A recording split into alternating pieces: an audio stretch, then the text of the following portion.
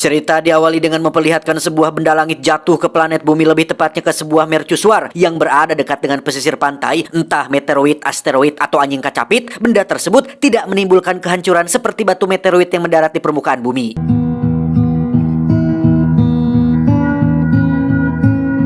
Dan kisah akan berfokus pada seorang profesor biologi bernama Lena yang tengah menjelaskan pelajaran tentang pembelahan sel, bahwa kehidupan dimulai dari satu sel yang membelah diri menjadi banyak sehingga menghasilkan beragam makhluk hidup seperti manusia, binatang, tumbuhan, alien, kerak telur, Adam Levine, dan sebagainya. Di mana Lena sendiri kebetulan sudah menikah dengan seorang tentara bernama Ken yang sudah 1 tahun ini belum pulang dari tugas rahasianya, sehingga wajar jika Lena sering kali mewek karena teringat dengan sang suami tercintanya.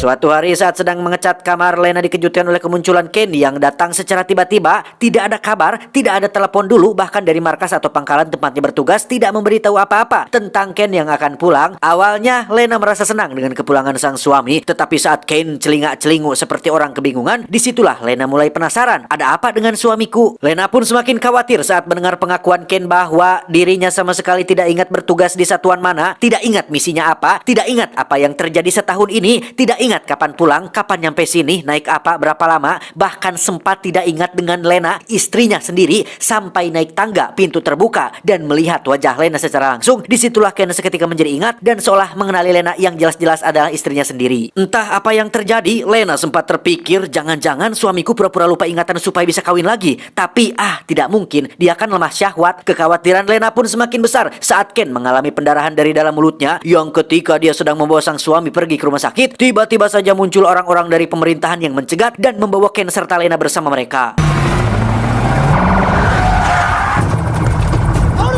Dan inilah tutur tinular. Loh, dan inilah penghancuran.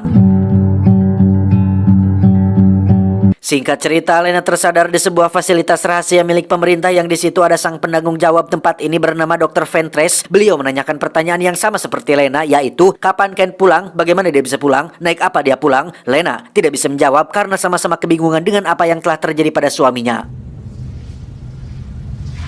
Giliran Lena yang bertanya tentang tempat apa ini, Dr. Ventress langsung mengajak Lena keluar fasilitas untuk melihat sebuah pemandangan luar biasa yang belum pernah ada sebelumnya.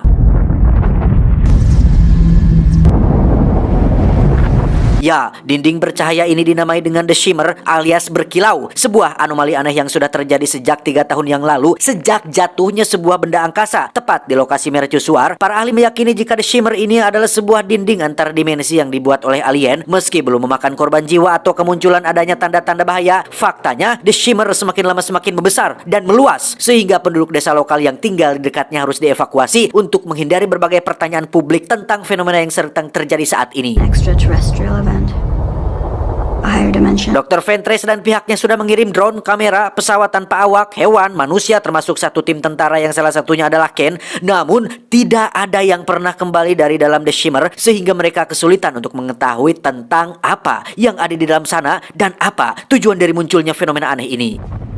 And then we're talking cities. Sehabis makan malam di kantin fasilitas ini, Lena bertemu dengan 3 orang baru yang akan menjadi kawannya. Ada Anya, seorang paramedis, Cash, sang ahli geomorfologi atau ahli yang mempelajari tentang bentuk permukaan bumi. Lalu ada Josie, sang ahli fisika. Mereka bertiga adalah satu tim yang akan berangkat masuk ke dalam The Shimmer setelah sebelumnya kebanyakan militer yang dikirim ke sana, sehingga Dr. Ventress yang juga akan ikut masuk pun merasa bahwa sudah saatnya mengirim para peneliti dan para ahli di bidangnya untuk melakukan penyelidikan sekaligus penelitian terhadap apa yang ada di dalam The Shimmer ini. Dengan fakta bahwa suaminya sedang sekarat dan penyakit yang dideritanya tidak atau belum diketahui, Lena langsung menemui Dr. Ventress untuk meminta izin ikut ke dalam The Shimmer, berharap bisa mendapatkan solusi atau jawaban tentang apa yang sudah terjadi pada suaminya, di mana Dr. Ventress mengizinkan Lena untuk ikut setelah melihat catatan pengalaman Lena yang ternyata sangat kompeten. Pernah menjadi tentara selama 7 tahun di Angkatan Laut, sehingga secara teknis Lena ini adalah paket lengkap karena sudah profesor, ahli biologi, mantan tentara lagi. So do I. Tibalah hari memasuki The Shimmer, mereka berlima terutama Lena nampak masih ragu mau masuk atau tidak karena tak ada satupun orang yang bisa memastikan apa yang ada di dalam, apa kemungkinan terburuk yang akan terjadi. Tetapi terlepas dari semua itu, mereka berlima hanya fokus pada satu tujuan, yaitu menuju mercusuar yang diyakini sebagai sumber awal muawal anomali aneh ini bisa muncul.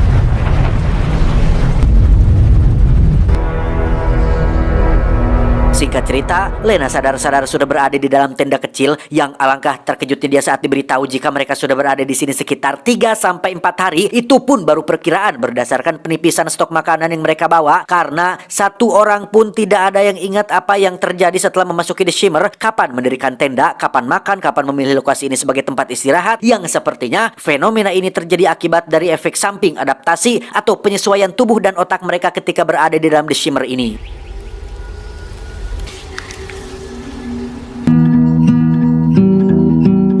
Mereka pun melanjutkan perjalanan dan melewati sebuah rawa dengan gubuk kecil yang hampir runtuh, yang di situ Lena sebagai ahli biologi menemukan satu kejanggalan pertama ketika melihat spesies bunga yang berbeda tapi tumbuh pada struktur ranting yang sama. Bayangkan, seperti kelapa, singkong, cecenet, ubi rambat, salak pondoh, talas bogor, kulub suuk, dan buah pepaya tumbuh dari pohon yang sama. Sungguh tidak masuk di akal, kecuali memang sengaja dikawin silang. Namun bunga ini tumbuh secara alami sehingga akan memakan waktu cukup lama bagi Lena untuk melakukan penelitian terhadap fenomena aneh yang terjadi ini. These are very strange. Well, and maybe even before. Dan ya, ada sesuatu yang sempat menarik Lena ke dalam air, entah apa itu. Mereka berlima segera menjauh dari perairan yang tak lama muncullah sosok yang menarik Josie tadi, yang ternyata adalah seekor buaya albino yang langsung naik ke daratan, sehingga Lena yang dulu pernah gabung di militer pun menjadi satu-satunya orang yang berani menarik pelatuk untuk membunuh buaya albino tersebut. Yang menarik adalah buaya albino ini tidak sama dengan buaya-buaya konvensional pada umumnya yang kebanyakan hobi mempermainkan hati dan perasaan kaum hawa, karena buaya satu ini memiliki gigi-gigi tajam yang memenuhi mulutnya persis seperti struktur gigi yang dimiliki oleh ikan hiu, sehingga bisa disimpulkan bahwa semua makhluk hidup yang ada di dalam The Shimmer mengalami apa yang dinamakan dengan mutasi. Mereka berlima melanjutkan perjalanan dengan menyeberangi rawa-rawa menggunakan perahu yang ada di sana, di mana Lena mengalami memar pada tangannya yang mungkin saja disebabkan ketika diserang oleh buaya tadi. Tibalah mereka di markas selama fasilitas rahasia pemerintah yang kini sudah ditelan oleh The Shimmer. Lagi-lagi mereka menemukan mutasi yang terjadi pada tembok beton, sehingga Lena memiliki sebuah teori bahwa mutasi ini mirip seperti sebuah tumor yang bisa menyebar melalui jaringan ketika sudah nemplok pada satu objek atau makhluk hidup.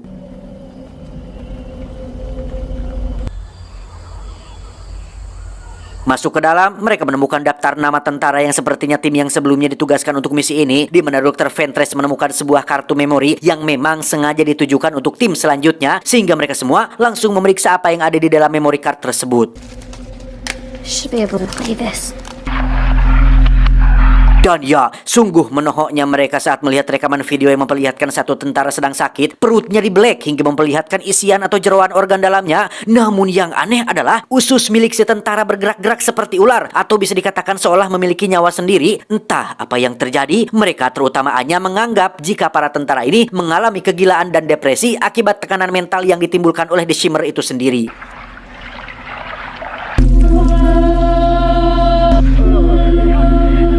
Tak lama mereka menemukan lokasi yang ada pada rekaman video tersebut, sekaligus menemukan si tentara yang perutnya dibedah kini sudah bermutasi seperti lumut yang merambat dan menempel pada dinding. Bahkan bagian luar tubuhnya terlihat masih utuh meski separuh badannya terpisah satu sama lain.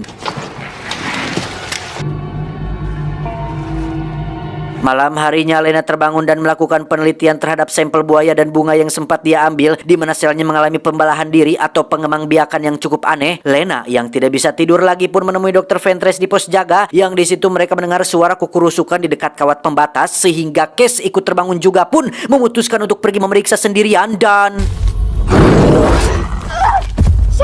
Ya, Kes diserang oleh seekor beruang dan dibawa ke dalam hutan, di mana esok paginya mereka mengalami sedikit ketegangan saat Anya ingin kembali pulang, sementara Dr. Ventress ingin tetap melanjutkan perjalanan menuju mercusuar karena Anya terlalu sosorongot. Sosorongot itu artinya marah-marah atuh. Popolotot dibobolot, popolotot ya, melotot. Lena mencoba menjelaskan dengan tenang bahwa satu-satunya jalan tercepat untuk mereka bisa kembali adalah dengan menyusuri pesisir pantai, dan pesisir pantai adanya di dekat dengan mercusuar, sehingga mau tidak mau mereka harus tetap melanjutkan perjalanan seperti apa yang dikatakan oleh Dr. Ventress. Tiba di dalam hutan, mereka menemukan sepatu milik Cash tergeletak begitu saja. Yakin jika Cash masih hidup, Lena pun mengajukan diri untuk masuk ke semak-semak sendirian. Yang di situ Lena menemukan sesuatu yang semakin tidak masuk akal, yaitu penampakan dua uncal atau dua ekor rusa kembar. Yang satu normal seperti layaknya rusa-rusa konvensional pada umumnya yang biasa berkeliaran di kebun raya Bogor. Yang satu lagi mengalami mutasi yang ditandai dengan tumbuhnya bunga-bunga pada tanduk rusanya, sehingga rusa yang kalau ditambah huruf I diantaranya akan berubah menjadi salah satu negara terkuat yang saat ini tengah bersih tegang dengan negara Ukraina. Hurra! Loh!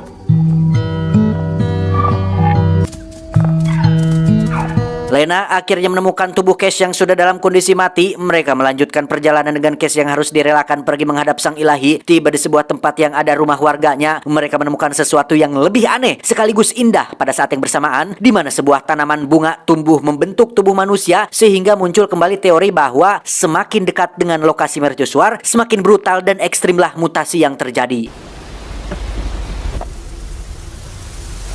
Mereka berempat memutuskan untuk istirahat di rumah ini, di mana Anya menemukan bahwa tubuhnya mengalami keanehan ketika sidik jarinya bergerak sendiri, pun sama dengan Lena yang kembali melakukan penelitian terhadap pembelahan sel yang terjadi, tapi kini dia menggunakan darahnya sendiri sebagai subjeknya dan menemukan bahwa tubuhnya mengalami mutasi persis seperti yang terjadi pada makhluk hidup yang ada di dalam The Shimmer ini.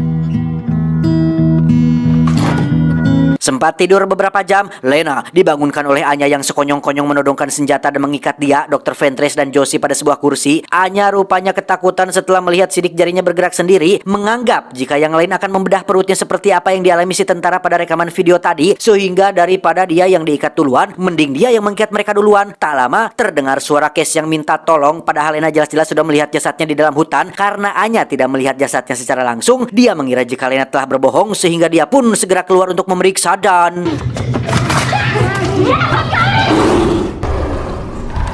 Ya, muncullah beruang mutasi yang sudah membunuh Cash layaknya burung beo. Beruang ini bisa menirukan suara Cash yang sedang meminta tolong. Entah bagaimana caranya, Lena dan yang lain pun hanya bisa diam dan mencoba untuk tidak bereaksi berlebihan. Tetapi si beruang malah menyerang Josie tepat saat Anya muncul, yang pada akhirnya Josie berhasil membunuh si beruang dengan cara menembaki kepalanya.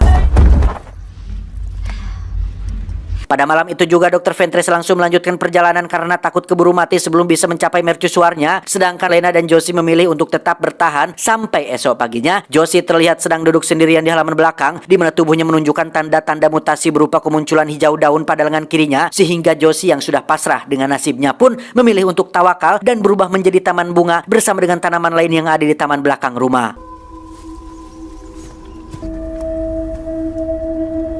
Singkat cerita, Lena akhirnya sampai di pesisir pantai yang menjadi lokasi mercusuar, yang di situ terdapat banyak sekali sesuatu yang semakin aneh, yang semakin tidak masuk akal. Salah satunya adalah garam laut yang membentuk pohon tinggi menjulang, di mana Lena langsung masuk ke dalam dan menemukan seonggok mayat yang terbakar tepat di depan sebuah kamera lengkap dengan tripodnya. Lena memutar rekaman videonya dan menemukan bahwa jasad tersebut merupakan jasad Ken, suaminya yang bunuh diri dengan cara meledakkan dirinya sendiri menggunakan granat fosfor. Namun yang menarik adalah muncul Ken lain yang merupakan kloningannya, sekaligus Ken yang sempat pulang ke rumahnya yang saat ini sedang terbaring sakit di fasilitas rahasia.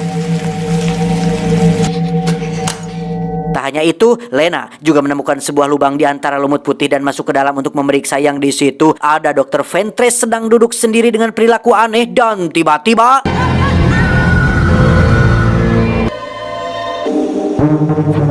Ya, kita akan melihat suatu pemandangan menakjubkan yang bagi saya pribadi, adegan ini cukup membuat bulu baok dan bulu kuduk saya berdiri. Entah kenapa, vibes-nya hampir mirip, terasa seperti salah satu adegan dalam film berjudul Mission to Mars tahun 2000, pas para astronot bertemu dengan alien dan dibawa ke dalam suatu dimensi untuk diperlihatkan asal-usul terciptanya umat manusia. Lena dihadapkan pada sebuah zat atau semacam gumpalan aneh yang bagian tengahnya memiliki cahaya, di mana zat tersebut mengambil sedikit darah Lena sebagai sampel untuk menciptakan creature atau makhluk baru dengan Lena sebagai sumber awal DNA-nya.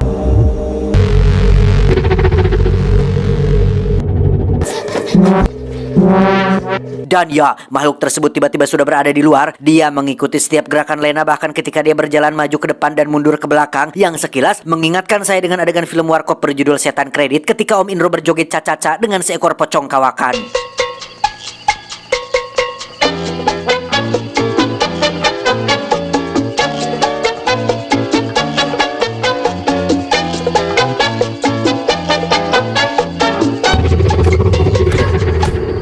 Sadar jika alien ini tidak akan membiarkannya lolos, Lena pun teringat dengan apa yang sudah dilakukan Ken suaminya, yaitu bundir, di mana Lena mendekati tas milik Ken dan mengambil granat fosfor untuk kemudian dia akan ledakan di tangan si alien ini tepat saat tubuhnya perlahan berubah menjadi mirip sekali dengan Lena.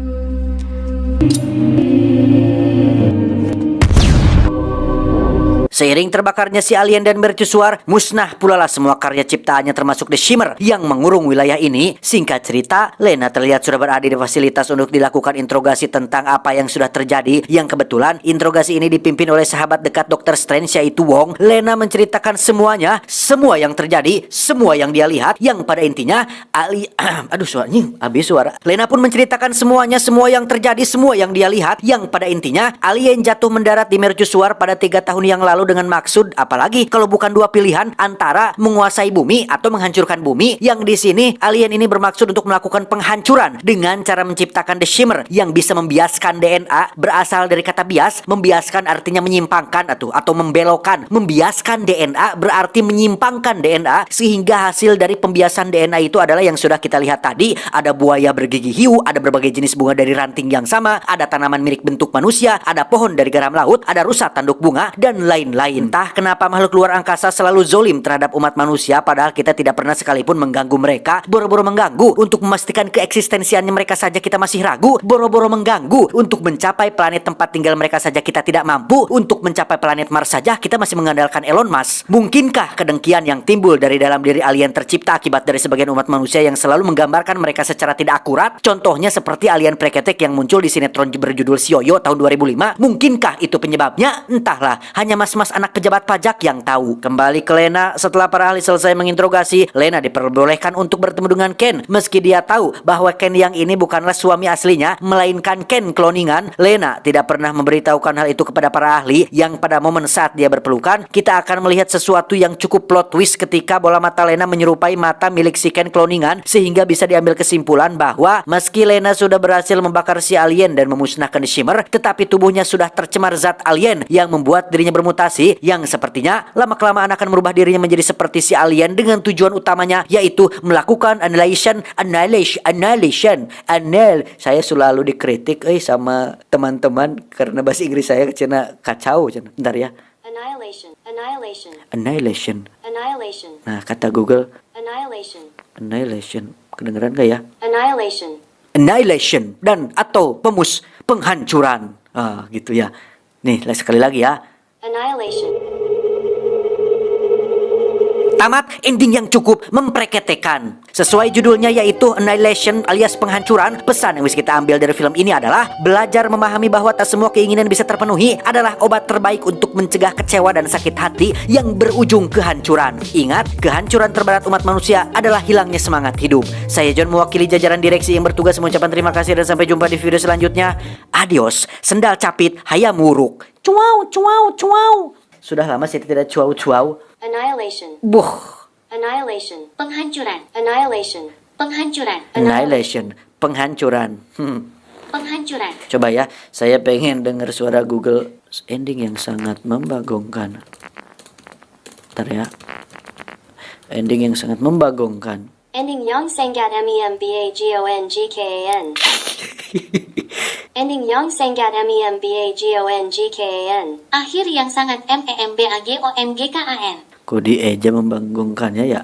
Membagongkan. Kok dieja sih? Membagongkan. Nah, ending yang sangat ini dong. Ending yang sangat membagongkan. Nih, itu bahasa Indonesianya. Kalau bahasa Inggrisnya beda lagi. Very ending broke. Very ending broke. Very ending broke. Widih, jadi keren ya. Kalau saya mau bahas sama bahasa Inggrisnya opening saya. Halo rebahan harus sign O dari sign O deh. Sign O yang artinya halo rebahaners dimanapun kalian berada, bagaimana kabarnya? Kembali lagi bersama saya John, still in the house. Coba ya. Sain U yang artinya halo rebahaners dimanapun kalian berada bagaimana kabarnya. Kembali lagi bersama saya John, still in the house. Mirip loh. Itu terakhirnya still in the house katanya. Coba bahasa Inggrisnya ya. Sain you ta sain you. Sain which you. means hello rebahaners wherever you are, how are you? Back again with me John, still in the house. Widih, mantap John. Sane you ta sane you, which means hello Rebahaners wherever you are, how are you? Back again with me John, still in the house. Wih, mantap. Udah lah, apa sih ini? Saya mau ngopi dulu teman-teman ya. Sehat-sehat buat teman-teman semua. Terima kasih yang sudah menunggu. Ih, bentar lagi saya 5 juta subscriber loh. Wih, thank you atas dukungannya teman-teman. Tanpa kalian mah saya bukan siapa-siapa, cuman pengangguran yang tidak berguna. Jadi tetap ini buat kalian semua ini subscriber 5 juta itu buat kalian semua lah. Hiburan ini ya, saya persembahkan buat kalian semua karena tanpa kalian saya bukan apa-apa. Oke, sehat-sehat lah buat kalian ya semua.